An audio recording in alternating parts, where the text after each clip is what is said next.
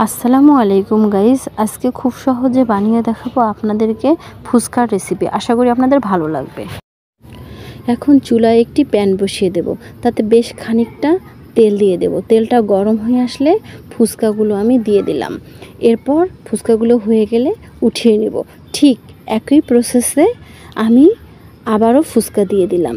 আবারও ফুচকাগুলো হয়ে গেলে আমি উঠিয়ে নেব। ঠিক একইভাবে আমি সবগুলো ফুচকা ভেজে নিলাম।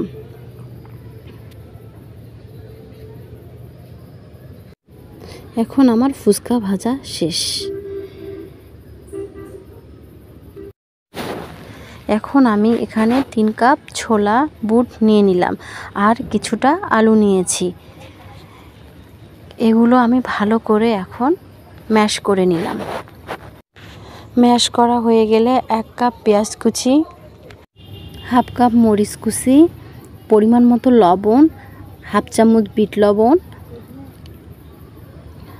হাফ চামচ ধনের গুঁড়ো, 1 চামচ শুকনো লঙ্কা গুঁড়ো দিয়ে ভালোভাবে ম্যাশ করে নিলাম।